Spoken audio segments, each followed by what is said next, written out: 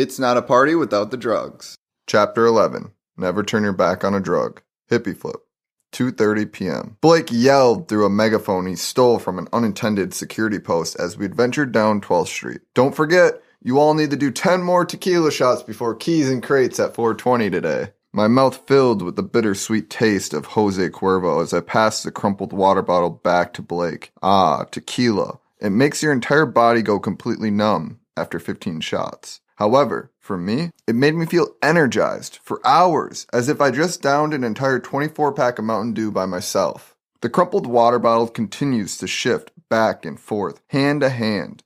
By the time we walked past 40 rows of campsites and about a mile, we had killed the entire water bottle without a chase. My taste buds were non-existent. My gums were marinated in alcohol, and my tongue was heavily doused with the scent of Cuervo. However, my mind was flourishing with new times with Blake as he pulled out another crumpled water bottle from his camera bag.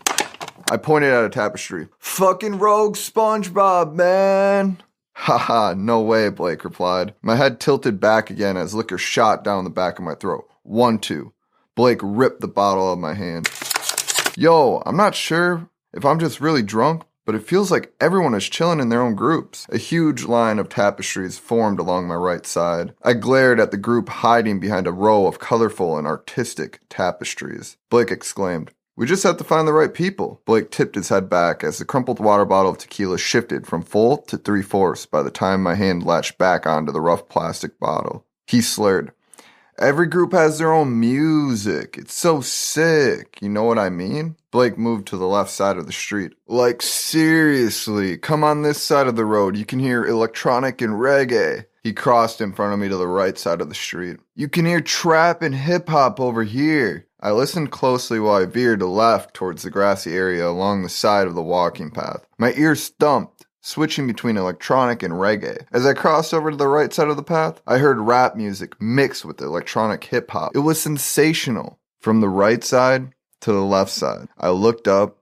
at the bright green 35th Street sign. I was very intoxicated at this point. However, the long, rocky road stuck out in my mind, like the Statue of Liberty in New York.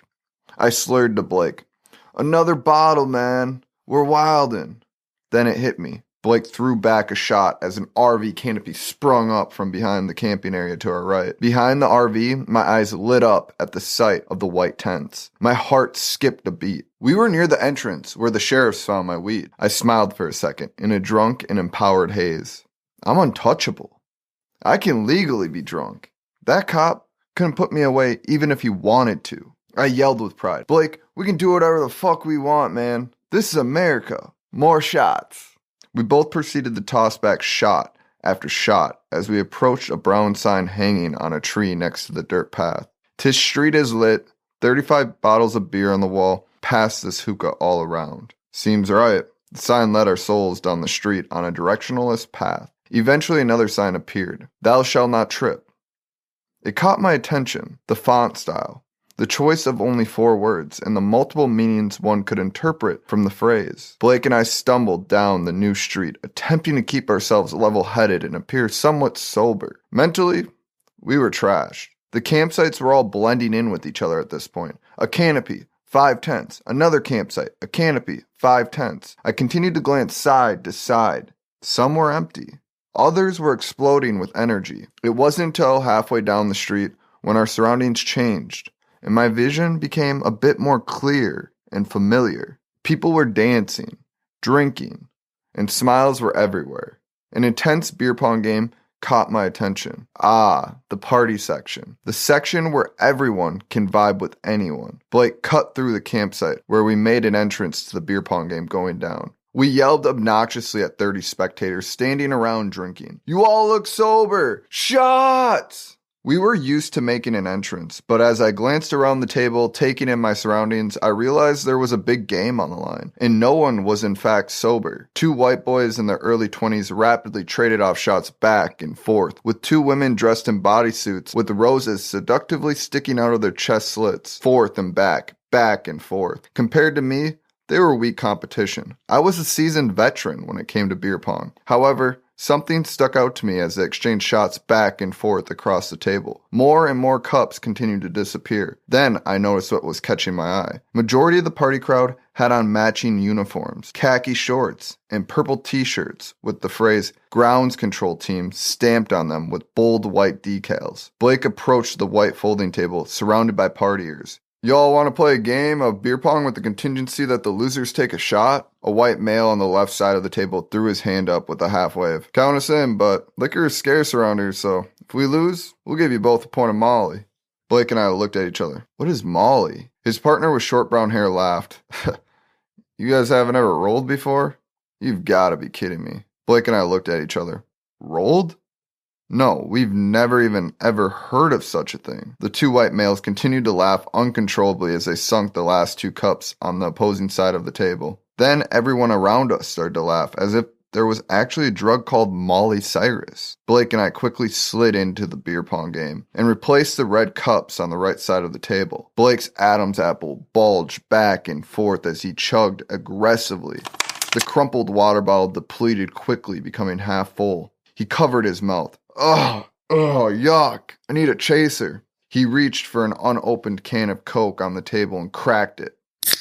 Balls back, we shouted as I set down the Coke can. The males in their purple uniforms smirked while they pulled their cups off to the side of the table. Then the blonde-haired male looked at his partner as he rolled the balls back to us. We actually got a challenge here. Let's turn up the music, boys. His partner cranked up the music. My eardrums started to move as we continued to fire shots back and forth with each synth, each note, each hook, and each cup.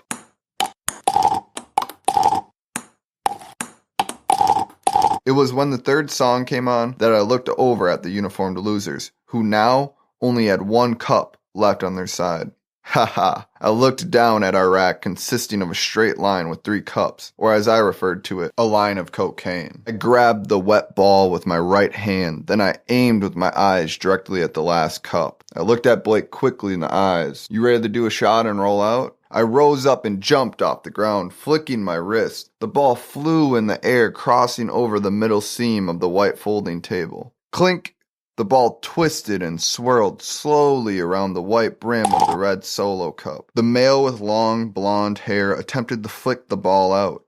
Right as his fingers dipped in, he tipped the edge of the cup over and it fell onto the ground. I picked up our crumpled water bottle and threw back a celebratory 10-second chug. Blake hollered across the table, shaking his yellow tequila water bottle. Looks like y'all need a shot and we'll be taking that Molly. The male with short brown hair reached into his pocket and handed us a prize. Alright guys, you all won fair and square, so here your goodies are. His skin touched against mine as I gripped onto the plastic baggie containing 2 clear capsules. Instantly I glared up from the clear baggie at his face, and when my eyes connected with his bright light blue eyes, I felt something connect in my mind. Deja vu. His eyes, the pills, his touch. It all felt familiar. I thought I might have met this guy before, maybe in a dream, another life. His face was so familiar, so recognizable. His touch. I handed him the bottle of tequila as we watched 2 new teams take over the pong table. I glanced around, left to right. This was the party spot. I had drugs in my pocket, and everyone around us was mentally prepared to go to war with liquor and drugs all day long. But then I thought, would this festival even be a party without the drugs? Or maybe it was just my perception that it was a party because of the drugs, the people, and the music. Maybe that's what was really bringing us all together. We all started to chug shot after shot. Chaser, shot, chaser, shot, chaser, shot. We went around in a circle until the water bottle was completely empty. However, we discovered something important within those last few shots. The guy with the long blonde hair was named Jacoby, and the short brown-haired guy was named Benny B. Or at least, that's what I thought they said. In all honesty, I only remembered one thing they told us.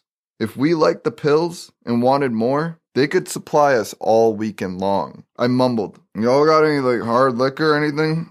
Those are the kind of drugs we're looking for right now. Everyone looked at me in confusion, even Blake. Was I that drunk? So drunk that these fuckheads couldn't understand me? Was I that fucked up to the point that I couldn't even communicate with the world? Everyone remained silent for a moment. I looked at them all and yelled, do you all have any more shots? I shook the empty water bottle in my hand. Ah, right, Jacoby muttered. Then Benny B opened a blue cooler next to the inflatable couch. "Oh, want a Bud Light?" I put my hands up, denying his generous offer. "I don't drink Bud Light." "Wait, I lied. I don't drink Bud Light unless it's the only thing around." His buddy laughed. "Well, that's all we got. The festival put a ban on the sale of hard liquor inside the festival." I glanced over at Blake. He ran his fingers through his bangs out of frustration. I tapped my pocket and felt the squishiness of the capsules. "Ah, good thing I have these."